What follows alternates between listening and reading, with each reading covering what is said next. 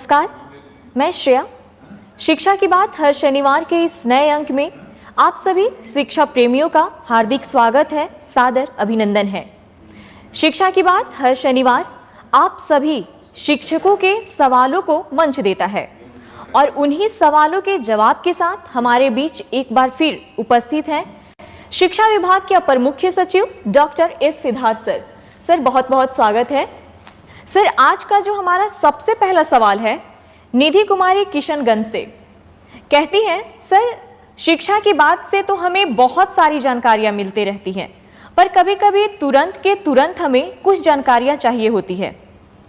ऐसे में हम आपको तुरंत ही व्हाट्सएप करते हैं, कभी कभी कॉल भी कर देते हैं। सर, उसका मुझे कुछ पता नहीं चलता है, कृपया बताएं कि उस मैसेज का क्या होता है। देखिए, मैं देखता तो सभी हूँ, मैसेज है, कॉल है और बड़ी संख्या में आते हैं और कभी कभी एक एक घंटे में 50 मैसेज और 50 कॉल भी आ जाते हैं। बहुत सारे लोग ट्रांसफर पोस्टिंग के बारे में पूछते हैं, कुछ लोग मिड डे मील की शिकायत करते हैं और विभिन्न प्रकार के इश्यूज़ के बारे में लोग बोलते हैं। लेकिन देखिए, किसी चैनल को फ्लड कर देना और किसी चैनल में इतने सारे मैसेजेस एक साथ भेजना, उससे क्या होता है कि उसका फिर कंप्लायंस का भी इश्यूज हो जाता है। हम लोगों ने एक ग्रीवांस हैंडलिंग सिस्टम बनाया था, आपको याद होगा, मैं पिछली बार भी मैंने कहा कि आप उसमें पोस्ट करिए, उसको मैं रोज़ सुबह और शाम देखता हूँ और देखता हूँ क्या कार्रवाई होती है। अगर आप व्हाट्सअप, अगर आज जैसे आपने 9 बजे मुझे किया, 11 बजे होते होते वो आपका 150वां मैसेज हो जाएगा, मतलब वो इतना नीचे चला जाएगा कि उस मैसेज का अहमियत और उस पर कोई ध्यान ही नहीं जाएगा मेरा, क्योंकि हर घंटे 50 मैसेज, 60 मैसेज, 100 मैसेज आते हैं, कॉल भी बहुत आते हैं और सारे अननोन नंबर से ही आते हैं। जैसे आप देखते हैं टीचर लोगों का सारे अननोन रहता है। मैं कभी कभी मैं सबको नोट करता हूँ और मेरा कार्यालय कॉल बैक करता है और मेरा बस यही अनुरोध है, मैं ज़रूर सभी टीचर से 1-to-1 संपर्क में रहना चाहता हूँ, किंतु जो सबसे आपातकालीन वाले इश्यूज़ हैं, कभी कभी बहुत आपातकालीन स्थिति में भी टीचर्स फ़ोन करते हैं और मैसेज करते हैं, उस मैसेज को तो बहुत ध्यान से देखता हूँ। मतलब कोई टीचर कोई क्राइसिस में है या उसको विशेष समस्या है, लेकिन रूटीन में अगर आप पूछने लग जाएं कि मेरा ट्रांसफ़र कब होगा, मेरा क्या हुआ, मेरा इस आवेदन का क्या हुआ, मेरा HRMS ऑनबोर्डिंग नहीं हुआ, मेरा पैन ठीक नहीं हुआ, तो वो सब मैसेजेस जो हैं वो टेक्निकली हम उम्मीद करते हैं कि वो हमारे जो ग्रीवांस हैंडलिंग पोर्टल है उसके माध्यम से प्राप्त हों, ताकि मेरा ऑफिसर भी देख सके, मैं भी देखूंगा, वो भी देखेंगे और समाधान करूं। लेकिन क्राइसिस ज़रूर, कोई क्राइसिस हो तो वो तो मैं देखता ही हूँ। बहुत बार आया है, बहुत बार क्राइसिस वाले मैसेजेस आए हैं और उस पर हम लोगों ने ध्यान दिया है, बट बहुत ध्यान रखना पड़ता है कि पता चला वो क्राइसिस वाला मैसेज पहुंच गया 250 मैसेज पे और जो साधारण या रूटीन मैसेज जो है वो चले जा रहे हैं। सरकारी नंबर है, सब जगह सबको पता तो चल ही जाता है, किंतु थोड़ा कौन सा मैसेज किस चैनल में भेजना हो और कौन सा मैसेज किस मतलब संपर्क कार्यालय में भेजे जाएं, वो थोड़ा ध्यान रखना चाहिए। और आपको पता होगा, मैंने इवन जो वेतन की बात हुई, बहुत सारे लोग HRMS, पैन नंबर और कि 2 महीने से मुझे वेतन नहीं मिला, मेरा पैन नंबर ठीक नहीं हुआ, तो हम लोगों ने ये भी कहा है कि भाई ये सब DO का काम है और DO नहीं अगर करेंगे तो वो अपना वेतन नहीं निकालेंगे और उनके पूरे कार्यालय का वेतन नहीं निकलेगा। ऐसा नहीं कि मैंने कहा पूरे के पूरे शिक्षा जो व्यवस्था है, जो क्लर्क्स हैं, जो हमारे ऑफिसर्स हैं, किसी का वेतन नहीं निकलेगा और टीचर का वेतन निकलेगा। इसलिए थोड़ा इस पर टीचर लोगों को ध्यान देना चाहिए और वही मैसेज भेजें जो आपको लगता है कि बहुत क्राइसिस है और ACS का ध्यान इमीडिएटली इस पर होना चाहिए। और usually most of the messages मैं फॉरवर्ड कर देता हूँ अपने ऑफिसर्स को और बहुतों को कॉल बैक भी आता होगा, सब लोग देखते होंगे, बट चैनल अप्रोप्रिएट चैनल होगा कि आप ग्रीवांस हैंडलिंग जो पोर्टल है उस पर आप पोस्ट करें। सर, दूसरा सवाल स्मिता श्री, उत्क्रमित उच्चतर माध्यमिक विद्यालय असुरारी, बरौनी, बेगूसराय से। सर, मैंने अनुभव किया है कि कक्षा में गहन प्रयास करने के बाद भी यथेष्ट आउटपुट विद्यार्थियों के लर्निंग के रूप में नहीं मिलता है। विश्लेषण करने पर मैंने पाया कि सबसे बड़ी खोट बच्चों की लगातार अनुपस्थिति या फिर अनियमित अनुपस्थिति है, जिससे वो पाठ में सिखाए गए विषयों को क्रम में नहीं ले पाते हैं और न ही सजगता से स्मरण में संग्रहित कर पाते हैं। हम सर्व शिक्षा लागू करने के चौथाई दशक आगे आ चुके हैं और 86वें संविधान संशोधन में बच्चों को शिक्षा दिलाने को मौलिक कर्तव्य के रूप में रखने के बावजूद अभी तक अभिभावकों की इसके लिए कोई जिम्मेदारी नहीं तय कर पाए हैं। क्या मैं उम्मीद कर सकती हूँ कि गुणवत्तापूर्ण शिक्षा के लिए आपके प्रयासों में आप इस संबंधित कोई निर्देश देंगे, जिससे विद्यालय के हाथ सशक्त हो और अधिगम आउटपुट बढ़े? देखिए, अगर आप किसी सरकारी व्यवस्था में, तो सरकारी स्कूल है और प्राइवेट स्कूल भी आप देखते होंगे, और अगर कोई स्टूडेंट प्राइवेट स्कूल में लगातार अनुपस्थित होता है और अनियमित है, तो उसको चिट्ठी उसके माता पिता को भेज देता है कि भाई आपके टीचर, आपके जो स्टूडेंट है और आपके जो छात्र छात्राएं हैं, हम लोग स्कूल से बाहर निकाल देंगे। यह व्यवस्था आपके पेरेंट टीचर मीटिंग में और आपको भी है। मतलब अगर आप उसको नोटिस देंगे कि आप अपने बच्चे को लगातार नियमित नहीं आएंगे, तो हम उस स्टूडेंट को हम लोग स्कूल से निकाल देंगे, अनलेस एंड अनटिल कोई विशेष व्यवस्था हो। ये व्यवस्था आज भी हेडमास्टर के पास है और आज भी क्लास टीचर के पास है। ये हम लोगों ने ना ही उनसे लिया है। और यह भी मैंने देखा है कि बहुत सारे बच्चे सरकारी स्कूल में नामांकन करते हैं और ट्यूशन में चले जाते हैं, क्योंकि हाल ही में मैंने एक देखा था। तो यह बिल्कुल इलीगल है और अनियमित है। और अगर कोई बच्चा ट्यूशन के बहाने सरकारी स्कूल से लापता रहता है, तो यह हेडमास्टर और जो टीचर है, ये उनके पेरेंट को नोटिस देंगे कि यदि आप अपने टीचर स्टूडेंट को नियमित रूप से नहीं भेजेंगे, तो हम लोग उसका नाम काट देंगे। ये बिल्कुल स्पष्ट होना चाहिए, क्योंकि ऐसा नहीं हो सकता है कि आप 270 दिन का आपका स्कूलिंग है, आप 50 दिन आ जाएं और ये उम्मीद करें कि हम लोग गुणवत्ता शिक्षा देंगे। ये पॉसिबल नहीं है। यह पेरेंट का भी दायित्व है कि बच्चे को सुबह से उठाएं, सुबह सुबह स्कूल भेजें और समय पे भेजें। बहुत सारी समस्या हो सकती है, कोई व्यक्तिगत विशेष समस्या हो सकती है, और मैं चाहूँगा कि ये बिल्कुल ये सख्ती टीचर्स भी बरतें और हेडमास्टर भी बरतें और पेरेंट्स को सचेत कर दें कि अगर आपका बच्चा नहीं आएगा, एक बार लिखित में दे दें कि भाई देखिए ऐसा सा है, आपका बच्चा फलाना दिन इस महीने में इतने दिन आया और इतने दिन नहीं आया, और ये बिल्कुल खेद का विषय है, और ये इसमें अगर सुधार नहीं होगा तो हम आपके बच्चे को स्कूल से बाहर निकाल देंगे। यह चेतावनी देनी चाहिए।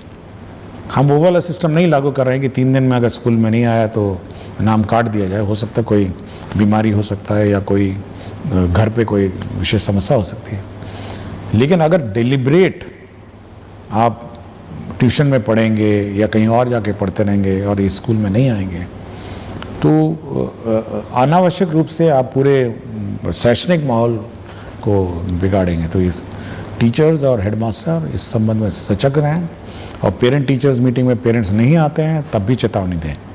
थोड़ी कड़ाई करनी पड़ेगी। देखिए, शैक्षणिक व्यवस्था ऐसे नहीं हो सकती है। यह कोई ऐसा व्यवस्था नहीं है कि हम लोग वन साइडेड मेहनत कर रहे हैं और वहाँ पे अभिभावक इसको लाइटली ले रहे हैं या बच्चे बहुत लाइटली ले रहे हैं। नहीं, ये नहीं ले सकते। सरकार कितना पैसा इसमें डालती है, कितना टीचर बहाल कर चुकी है, कितने बुक्स आपको फ्री दिए हैं, कितना स्कॉलरशिप देती है, कितनी राशि इसमें व्यय होता है। इस व्यवस्था को लाइटली नहीं लिया जा सकता है।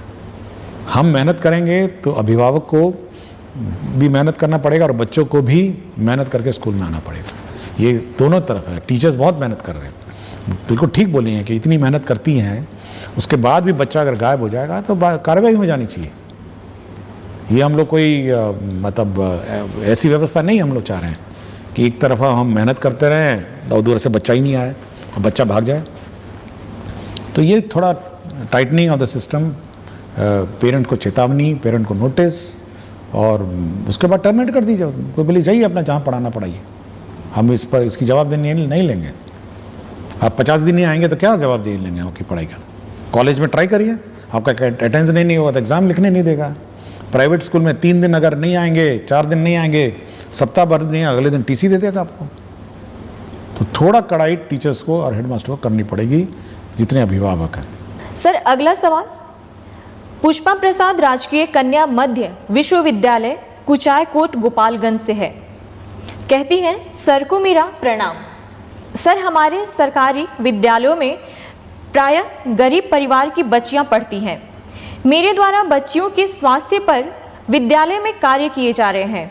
सर, मैं यह प्रश्न पूछना चाहती हूं कि सरकारी विद्यालयों में 6ठी से 8वीं या ऊपर कक्षा में बच्चियों के साथ माहवारी के समय स्कूल आना बहुत मुश्किल होता है। सरकार के द्वारा सैनिटरी पैड मशीन की व्यवस्था स्कूल को कैसे उपलब्ध होगी, जिससे कि बच्चियों की पढ़ाई उस दौरान बाधित नहीं हो सके? देखिए, राज्य सरकार द्वारा एक योजना चलाई जाती है, मुख्यमंत्री किशोरी स्वास्थ्य योजना, और राज्य सरकार सभी को डीबीटी के माध्यम से 300 रुपये देती है। हम लोग पहले लेट देते थे साल के अंत में, इस बार हम लोग शुरू में देना चाह रहे हैं और ये अगला 1 महीना में ये भी ट्रांसफ़र हो जाएगा। देखिए, हम लोग का ये इच्छा है कि ये जो पैसा है ये बच्चियां अपने आप पूल कर सकती हैं, 300 रुपये हैं, फिर वो सैनिटरी नैपकिन खरीद सकती हैं और स्कूल में स्टॉक कर सकती हैं, और जब जब लड़कियों को आवश्यकता हो तो उसका प्रयोग कर सकती है। मैं अभी हाल ही में आरा में एक स्कूल में गया था, तो लड़कियों ने एक रूम का नाम पिंक रूम लिखा हुआ था, उन्होंने पिंक कलर का सब कुछ पेंट किया हुआ था, पिंक रूम।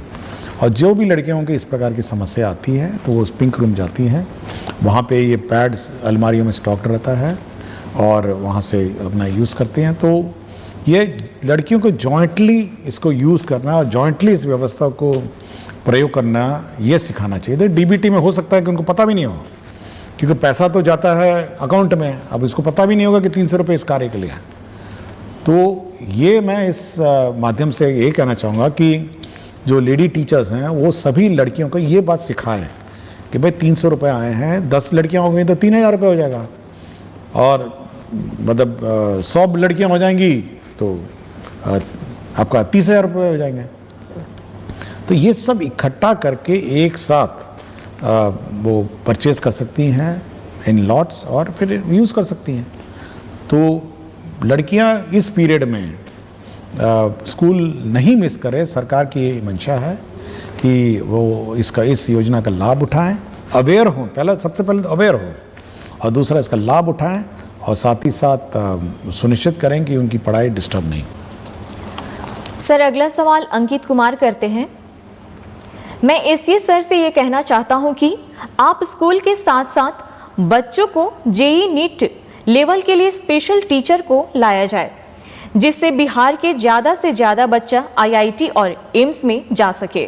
देखिए, हम लोग मैंने पिछले शायद एक एपिसोड से पहले मैंने कहा था कि हम लोग ऑनलाइन कोर्सेज चलाने की कार्रवाई कर रहे हैं, और जल्दी ही ऑनलाइन इस कोर्सेज शुरू करेंगे, और जो भी बच्चे हैं, जो मेरिटोरियस बच्चे हैं, वो इस ऑनलाइन में एनरोल होंगे और प्रश्न भी पूछ सकते हैं और क्वेश्चन कर सकते हैं। तो ये हम लोग ऑन जॉब हैं, तो थोड़ा हमको समय लग रहा है क्योंकि ये नई व्यवस्था है, तो इसको हम लोग शुरू करेंगे। पहले सबसे पहले तो हम लोग जो मेरिटोरियस स्टूडेंट हैं उसको आइडेंटिफाई करेंगे और एनरोल करेंगे। अगला सवाल श्रीकांत विद्यालय अध्यापक उच्च माध्यमिक विद्यालय टांडा पर शेखपुरा से। सर को सादर प्रणाम। निवेदन पूर्वक कहना है कि शिक्षण मजेदार जॉब तो है, परंतु विद्यालय पाठ्यक्रम करते करते शिक्षक मानसिक रूप से बर्नआउट हो जाते हैं। पूर्व में इस बर्नआउट के उपचार स्वरूप संकुल, बीआरसी एवं जिला स्तर पर कई तरह के प्रशिक्षण की व्यवस्था थी। वह चाहे 1, 2 अथवा 5 दिवसीय ही होती थी, पर उससे शिक्षक तरोताजा, नयापन एवं उत्साहित महसूस करते थे। मेरा सवाल है कि शिक्षकों को बर्नआउट होने से बचाने के लिए वर्तमान में सरकार की क्या योजना है? देखिए, अगर मतलब आप कार्य को किस प्रकार लेते हैं उस पर आपकी मानसिक स्थिति पर प्रभाव पड़ता है। मैं भी 3 डिपार्टमेंट के प्रभार हैं। शिक्षा विभाग का मेरा अतिरिक्त प्रभार है, मूल प्रभार मेरा मुख्यमंत्री के का प्रधान सचिव का प्रभार है और मंत्रिमंडल सचिवालय भी मेरे प्रभार में। आज ही मतलब कल ही मेरी आप देखे होंगे कि मंत्रिमंडल की बैठक हुई। उसके बाद देखिए अब यह है कि इस पूरे कार्य का बैलेंस करता हूँ मैं और मेरा अपना मानना है, मतलब समय तो मुझे मिलता भी नहीं है, मतलब इधर से उस कार्यालय से उधर कार्यालय, लेकिन अगर आप अपने कार्य को एंजॉय नहीं करेंगे, मतलब आपको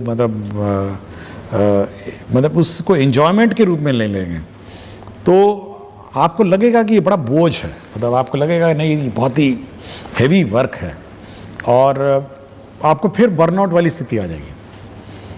देखिए आप डील करते हैं बच्चों को, मतलब आप एक लॉट जो है ना, हम तो बहुत ही मैच्योर लोगों को डील करते हैं, हम टीचर्स को है, मेरे क्लर्क्स हैं, ऑफिसर्स हैं, तो इनसे मेरा संपर्क रहता है।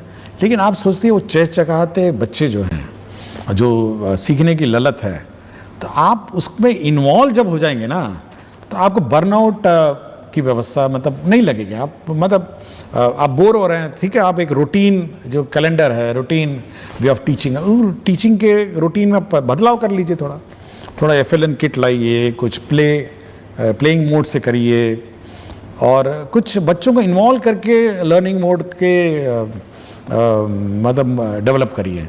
हम लोग इस संबंध में ट्रेनिंग तो देते ही हैं, ये तो ऑब्वियसली ट्रेनिंग कंपलसरी है और जो इन सर्विस ट्रेनिंग हम लोग कर रहे हैं, but day to day basis में बर्नआउट जो होता है ना, जब तक आप इन्वॉल्व होकर मतलब इस प्रोसेस को एंजॉय नहीं करेंगे तो आपको ये पूरा प्रोसेस बोझ लगेगा। अगर हम समझ लें कि भाई मेरा ये 3 डिपार्टमेंट है, इसको हम बोझ समझ लें, आप सोचिए कि अंत में शाम के वक्त में क्या स्थिति मेरी हो जाएगी। मैं शाम के वक्त में आराम से जाता हूँ, पढ़ता हूँ, बहुत सारी किताबें पढ़ता हूँ, तो बर्नआउट वाली मेरी स्थिति तो है नहीं। और इसलिए टीचरों को मैं कहूँगा कि थोड़ा बच्चे जो हैं, बच्चों से इन्वॉल्व होइए और टीचिंग जो रूटीन प्रोसेस है ना, उसमें थोड़ा ब्रेक करके गेम्स, FLN इसके माध्यम से करिए, तब आपको बर्नआउट नहीं लगेगा। और कोशिश करिए, हम लोग कुछ व्यवस्था निकालेंगे, बाद में टीचर्स को बुलाएंगे कि कैसे इस व्यवस्था को और सुदृढ़ किया जाए, बट मेरा अपना कहना है कि थोड़ा बच्चों के बीच बैठ के मतलब हंसी मजाक ही चलिए सही 5 मिनट, तो बर्नआउट की स्थिति आपकी ठीक हो जाएगी। मैं भी करता हूँ, कभी कभी मैं मतलब मजाक करता था 5 मिनट, तो मैं बिल्कुल ठीक ठाक हो जाता हूँ। तो ये थोड़ा आप कर सकते हैं। अगला सवाल श्रवण कुमार, प्रभारी प्रधानाध्यापक, प्राथमिक विद्यालय भरतदास मंदिर, रोसड़ा, समस्तीपुर से। कहते हैं विद्यालय के लिए भूमि जो कि अतिक्रमित उपलब्ध रहने के बावजूद भवन निर्माण न होने के कारण डैश कोड निलंबित है, जिससे बच्चे सभी वित्तीय लाभ से वंचित रहते हैं। UDAS पोर्टल एवं ई-शिक्षा कोष पोर्टल पर बच्चों के विभिन्न रिकॉर्ड का संधारण नहीं हो पाता है। मंदिर परिसर में ही विद्यालय का संचालन किया जाता है, अतः अतिक्रमित भूमि को अतिक्रमण मुक्त कराते हुए विद्यालय भवन का निर्माण कर बंद डायस कोड चालू करवाने की कृपा करें, जिससे बच्चों को सभी योजना का लाभ प्राप्त हो सके। देखिए हम लोग एक नया स्ट्रक्चर बना रहे हैं कि पूरे राज्य में जितने भी स्कूल हैं उसका रेवेन्यू रिकॉर्ड्स बनाएं और हर स्कूल में कितनी ज़मीन है, कितना इंक्रोच्ड है, तो भू संपदा पदाधिकारी जो होंगे और सहायक भू संपदा पदाधिकारी वो इन सभी जो विद्यालय हैं इसका रेवेन्यू रिकॉर्ड मेंटेन करेंगे। तो ये व्यवस्था हम लोग सभी स्कूल्स में कर रहे हैं और एक पूरा इन्वेंट्री बनाएंगे कि ये ज़मीन है स्कूल की, इतनी ज़मीन है और इंक्रोचमेंट इतनी है, तो इस इंक्रोचमेंट को रिमूव किया जाए। तो भू संपदा पदाधिकारी और सहायक भू संपदा पदाधिकारी इसकी बहाली हम लोग जल्दी करेंगे, जो इस रेवेन्यू रिकॉर्ड को मेंटेन करेगा, मॉनिटर करेगा और इंक्रोचमेंट फ्री सभी स्कूल्स को करेगा। सर अगला सवाल संध्या और दीपा, वर्ग 5वीं, प्राथमिक विद्यालय प्रखंड कॉलोनी, फुलवारी शरीफ, पटना से। सिद्धार्थ सर, जब आप मेरे स्कूल में आए थे तो मुझे बहुत खुशी हुई थी और जब हम छात्रों को मेडल पहनाकर सम्मानित किए थे तो और ज़्यादा खुशी हुई थी। लेकिन मैं कुछ कहना चाहती थी। आपसे लेकिन कह नहीं सकी। मेरे मन में कुछ प्रश्न हैं जो कि मैं सिर्फ आपसे कहना चाहती हूँ। क्या आप कभी हम बच्चों से भी बात करें? देखिए, कुछ दिन पहले मेरी किलकारी से बात हुई थी और मैं अब कोशिश करूँगा कि एक बार बच्चों की सभा आयोजित करेंगे और राज्य में सभी बच्चों को बुलाऊंगा, कुछ बच्चों को, 50-60 बच्चे, ज़्यादा बच्चे तो बुला नहीं सकता हूँ, लेकिन कम से कम 50 बच्चों को बुला के एक बार बैठ के बात करूँगा फिर से। तो कोशिश करूँगा कि उनकी बातें, उनके मन की बात सुनूँ और बच्चों के मन में बिल्कुल निष्पक्ष भाव से बोलते हैं और कोई बायस नहीं रहता है और कोई जात पात, अमीरी गरीबी, ऊंच नीच, किसी का भी उसमें भाव नहीं रहता है। वो बिल्कुल निष्पक्ष बोलते हैं और निष्पक्ष भाव से अपने विचार रखते हैं और बहुत सारी जो व्यवस्था सुधरी हैं वो बच्चों ने ही आइडिया दिया था। कुछ तो टीचर्स भी दिए हैं बट बच्चों के आइडियाज़। तो मैं कोशिश करूँगा कि कम से कम 50 बच्चों को बुला के अगली बार बात करके मैं उनसे बात करने की कोशिश करूँगा। अगला सवाल मोतबर आलम नवसृजित प्राथमिक विद्यालय कमार डांगी किशनगंज से। महाशय, शिक्षा विभाग की तरफ से कक्षा 1 से 5वीं तथा 6 से 8वीं के बच्चों के लिए एक जैसा बेंच डेस्क मिला है। क्या 1 से 5वीं के बच्चों के लिए छोटे छोटे बेंच डेस्क की व्यवस्था है? देखिए, हम लोग अब बेंच डेस्क जो है अब एज वाइज है कर रहे हैं। हम लोग जो छोटे बच्चे हैं उसमें जूनियर बेंच हम लोग व्यवस्था कर रहे हैं और रंगीन बेंच है, लाल, पीला, हरा, नीला। तो इसलिए अब सीनियर बेंच जो है, बेंच डेस्क अलग होंगे और जूनियर अलग होंगे। तो इस साल हम लोग जूनियर बेंच डेस्क सैंक्शन कर रहे हैं ताकि जूनियर जो बेंच हैं वो बच्चों के लिए उपलब्ध हों। और हम चाहेंगे जहाँ जहाँ जूनियर क्लासेस में जो सीनियर बेंच लग गए हैं उसको सीनियर क्लास में शिफ्ट कर दिया जाए और जूनियर बच्चे, छोटे छोटे बच्चे जो है छोटे बेंच पे बैठे। तो इस साल हम लोग सैंक्शन कर रहे हैं। अगला सवाल नवीन कुमार प्राथमिक विद्यालय हरपुर होरिल में विशिष्ट शिक्षक हैं। कहते हैं, सर मेरा ये आग्रह है कि अगर सारे विद्यालय में कम से कम एक स्मार्ट बोर्ड की व्यवस्था हो जाती तो पढ़ाने में बहुत मदद मिलती। सर, आने वाले दिनों में विभाग इस पर कोई प्लान है?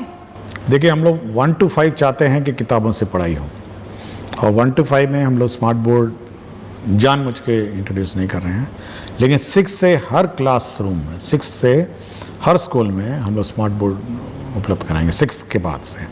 लेकिन 1 to 5 फिजिकली बुक से पढ़ेंगे और 6 से जो भी स्कूल है, 6 से बाद के स्कूल हैं उसमें स्मार्ट क्लास हम लोग इस्टेब्लिश करेंगे। इस साल हम लोग का यही टारगेट है। अगला सवाल डॉक्टर पूनम कुमारी हाई स्कूल निखती कला रघुनाथपुर सिवान से +2 की हिंदी की शिक्षिका हैं। सर, हमारे यहाँ +2 में छात्र छात्राओं की उपस्थिति की बहुत समस्या है। मैंने घर घर जाकर उनको विद्यालय लाने की बहुत कोशिश की, लेकिन सभी का कहना है कि विद्यालय जाने पर हमारा पूरा दिन बर्बाद हो जाता है और कोचिंग में सिर्फ 2 घंटे में ही हमारी पढ़ाई पूरी हो जाती है। कुछ बच्चे आना भी चाहते हैं तो उनकी कोचिंग की टाइमिंग विद्यालय के समय ही रखा गया है। अतः मेरा प्रश्न यह है कि +2 विद्यालय में उपस्थिति सुधारने के लिए विभाग कुछ काम कर रहा है कि नहीं? देखिए, हम लोग बहुत ही स्पष्ट हैं कि कोचिंग इंस्टीट्यूट में जो विद्यालय में जाते हुए बच्चे हैं वो विद्यालय के समय उसको नहीं खोल सकते हैं। ये बहुत ही सख्त है निर्देश है कि आप टीचिंग आवर, जब बच्चे स्कूल जाते हैं उस समय आप उन बच्चों का उपस्थिति कोचिंग सेंटर्स में नहीं होगा। और यदि कोई स्कूल में एनरोल्ड बच्चा अगर कोचिंग सेंटर में पाया जाएगा उस विद्यालय की अवधि में, तो उस कोचिंग सेंटर पे कार्रवाई हो जाएगी। ये बहुत ही स्पष्ट है। इसलिए मैं सभी कोचिंग सेंटर को भी मैं चेतावनी देता हूँ कि अगर कोई स्टूडेंट है जो स्कूल में एनरोल्ड है, ठीक है, कोई स्कूल से बाहर है या किसी प्राइवेट स्कूल में, जो स्कूल में है वो अपना जा सकता है। लेकिन अगर सरकारी विद्यालय में अगर बच्चा एनरोल्ड है और वो बच्चा अगर कोचिंग सेंटर में उसी समय जाता है जब स्कूल खुला हो, तब तो कोचिंग सेंटर पे कार्रवाई हो जाएगी। ये बहुत ही क्लियर है, मैंने सभी को कह दिया और इस पर हम लोग सख्ती करेंगे। दूसरा ये है कि ये बिल्कुल वहम है, ये पेरेंट्स के मन में वहम है कि कोचिंग सेंटर में पढ़ाई अच्छी होती है और सरकारी स्कूल में अच्छी नहीं होती। देखिए, जो हमारे सरकारी टीचर हैं वो एक कॉम्पिटिटिव एग्ज़ाम पास करके आए हैं, ये बिल्कुल अभिभावक के मन में बैठ लेनी चाहिए। और जो कोचिंग सेंटर का संचालक है और जो कोचिंग सेंटर का टीचर है, उन्होंने तो कोई एग्ज़ाम पास नहीं किया है। अब आप सोच सकते हैं कि उस कोचिंग सेंटर में क्या पढ़ाई होती होगी। तो यह अभिभावक को सोचना है कि भाई इस प्रकार की व्यवस्था में वो जो ठूस ठूस के, मतलब हम देखे हैं कि तो कोचिंग सेंटर मैंने देखा है मधुबनी में, मेन गली में मैंने देखा था कि 12 फीट बाय 12 फीट के कमरे में ठूस के भरा हुआ है। और कुछ कुछ कोचिंग सेंटर तो 500 हजार लोगों को बैठा के पढ़ाते हैं। पता नहीं क्या व्यवस्था, क्या पढ़ाते होंगे पता नहीं, और पढ़ते भी हैं नहीं पढ़ते हैं, और क्या व्यवस्था है, मैं बड़ा हैरान हूँ। कुछ तो एडवर्टाइजमेंट पे चलते हैं, मतलब कोचिंग सेंटर एडवर्टाइजमेंट में चल रहा है, मतलब प्रचार प्रसार पे कि बहुत पढ़ाई हो रही है, बहुत फलाना हो रहा है। लेकिन मेरा मानना है, देखिए हम भी पढ़े हुए हैं, मैं तो IIT का हूँ, अहमदाबाद में MBA किया हूँ, PhD हूँ। लेकिन मेरा अपना मानना है कि जो शिक्षा स्कूल में मिलती है वो किसी भी हालत में आपका कोचिंग सेंटर में नहीं मिलेगी। कोचिंग सेंटर में आप रट सकते हैं, कोचिंग सेंटर में तोते की तरह रटा सकता है, कोचिंग सेंटर में बिल्कुल मतलब मशीन की तरह पढ़ा सकता है। लेकिन शिक्षा जिसको कहते हैं ना, एजुकेशन, वो केवल स्कूल में मिलेगी। ये बिल्कुल बहुत ही क्लियर है। मैं शिक्षा प्राप्त किया, मैं अपने अनुभव से बोल रहा हूँ। मैं IIT किसी कोचिंग सेंटर में पढ़ के नहीं गया था, मैंने अपनी किताबें पढ़ी, स्कूल के जाता था। IIM अहमदाबाद में मैनेजमेंट किया, मैं कोई कोचिंग सेंटर में थोड़ा गया। IAS में मैं कोचिंग सेंटर में नहीं गया, सोचिए। IAS भी मैं अपना घर जाता था, घर में बैठा पढ़ाई किया, पास हो गया। कोचिंग सेंटर पर बच्चों को भेजना ये केवल एक मतलब दिमाग में बैठ गया है कि भाई कोचिंग सेंटर में पढ़ाई होती है। और कभी कभी मैं देखता हूँ, मतलब यूट्यूब में कभी देखता हूँ, मतलब प्रचार कर रहे हैं, ऐसे प्रचार कर रहे हैं जैसे कोई कोचिंग सेंटर में भर्ती करा दीजिए तो आपका बच्चा पढ़ लेगा। और ये बिल्कुल गलतफहमी है। तो मैं ये कहूँगा अभिभावक से, भाई आपको बाद में पढ़ाना, जब पढ़ाना पढ़ाइए ना, आप स्कूल आवर के बाद पढ़ाइए, स्कूल शाम को जाके पढ़ाइए ना, 2 घंटा 3 घंटा जाइए पढ़ाइए, मुझे कोई प्रॉब्लम नहीं। लेकिन स्कूल आवर में जो बेसिक शिक्षा है वो ग्रहण करना पड़ेगा। और उस समय उस बच्चे को अगर कोचिंग सेंटर में भेजेंगे और कोचिंग सेंटर उसको एडमिट कर लेगा तो कोचिंग सेंटर पे कार्रवाई हो जाएगी। और मैंने पहले भी कहा था, अभी आज के कार्यक्रम से पहले कहा कि टीचर और हेडमास्टर नोटिस दे दीजिए कि अगर आपको इतना ही रुचि है और इतना ही आपकी इच्छा है कि बच्चा कोचिंग सेंटर में पढ़े तो पढ़े, वहीं जाकर पढ़े। आपको लगता है, देखिए अभिभावक इज द मोस्ट इंपॉर्टेंट जज ऑफ स्टूडेंट। उसको लगता है कि मेरा बच्चा कोचिंग सेंटर में ही ज्ञान प्राप्त करेगा तो वहीं ज्ञान से ही, आप स्कूल से उसका नाम काट दीजिए। तो ये बिल्कुल सख्ती होनी चाहिए। और हम लोग को यूनिवर्सल एजुकेशन और RT में ये है कि हर बच्चे को शिक्षा देने का कर्तव्य सरकार का है। लेकिन अगर अभिभावक यह समझ लें कि हमको कोचिंग सेंटर में ज़्यादा ज्ञान प्राप्त हो रहा है तो यहाँ से नाम कटवा के ले जाए ना, अपना कोचिंग सेंटर वहीं रहे। आप क्यों यहाँ पे हम लोग का समय व्यर्थ कर रहे हैं? जो बच गए हैं उनको अच्छा पढ़ाया जाएगा। तो ये थोड़ी सख्ती करनी पड़ेगी, बोथ इन कोचिंग सेंटर्स और बोथ स्कूल में भी, कि बच्चे स्कूल में आए, समय पे पढ़ें और समय पे पढ़ाया जाए। सर, आज का आखिरी सवाल सोनू कुमार, टीचर UMS सुल्तानपुर, कक्षा 9वीं और 10वीं भागलपुर से। सर, BPSC टीचर रिक्रूटमेंट के लिए जो नियमावली 2023 में बनाई गई है उसमें BPSC शिक्षक जो अब राज्य कर्मी हैं उनको मिलने वाली किसी भी प्रकार के लिप्स या जिक्र नहीं है, जिससे टीचर्स को कोई प्रॉपर जानकारी नहीं हो पा रही है अपने लिप्स और उनके रूल्स के बारे में। अतः आपसे रिक्वेस्ट है कि अगर हो सके तो इसके विषय में विभाग की तरफ से एक लिप रूल और उसके प्रोसेस के बारे में कोई नोटिस या गाइडलाइंस इशू करवा दें, क्योंकि इन छोटी छोटी चीज़ों की जानकारी का अभाव होने के कारण HT या HM या BEO के द्वारा टीचर्स को परेशान होना पड़ता है। देखिए, हम लोगों ने गाइडलाइंस फ्रेम कर लिए और मेरे ख्याल से मैंने पिछले बारे में ही कहा था कि किस प्रकार की छुट्टी किस प्रकार के टीचर्स को कब मिलेगी। बिल्कुल पूरा गाइडलाइंस है, बन गया है। और कितने दिन में किसको अप्रूव करना ये भी लिखा हुआ है कि CL को 1 दिन में अप्रूव करना है और बाकी सारे छुट्टियां 7 दिन में जो डीओ हैं वो अप्रूव करेंगे। ये बिल्कुल हम लोगों ने गाइडलाइंस बना ली है, कितने दिन की छुट्टी, कितने दिन की छुट्टी मिलेगी, सब मिलेगी। और ये भी लिख दिया है कि आपको केवल ऑनलाइन अप्लाई करना है, आप ऑफलाइन अप्लाई नहीं कर पाएंगे, आपको ई शिक्षा कोर्स से ऑनलाइन अप्लाई करना है और आपका अप्रूवल भी ऑनलाइन आना है। अगर 7 दिन में डीओ और हेडमास्टर ने निर्णय नहीं लिया, मतलब डीओ ने 7 दिन, सीएल तो एक ही दिन का है, उसी दिन अप्रूवल है, अगर 7 दिन में डीओ ने निर्णय नहीं लिया तो वो छुट्टी मानी जाएगी, अप्रूव्ड मानी जाएगी, मतलब डिफ़ॉल्ट। अगर 7 दिन में वो स्वीकृत करता है तो ठीक है, 7 दिन में अस्वीकृत करता है तो ठीक है, लेकिन अगर 7 दिन में वो लेके बैठ गया, उसने कोई निर्णय नहीं लिया, तो स्वतः वो छुट्टी स्वीकृत हो जाएगी। ये मैंने टीचर के पक्ष में ये निर्णय लिया है हम लोगों ने, और ये वेटिंग में गया है रूल, और मेरे ख्याल से नेक्स्ट वीक ये गाइडलाइंस इशू हो जाएंगी। लेकिन पूरा फ्रेम हो गया है और इस पर पूरा हमारी चर्चा हो गई है, और ये गाइडलाइंस निर्गत होगा कि किसको कितने दिन में छुट्टी स्वीकृत होगी, और अगर किसी ने स्वीकृति में लापरवाही की तो ऑटोमेटिकली वो स्वीकृत हो जाएगा बाय डिफॉल्ट। और कौन कौन कहाँ अप्लाई करेगा ऑनलाइन, यह भी हम लोगों ने डिफाइन कर दिया। बहुत बहुत धन्यवाद सर।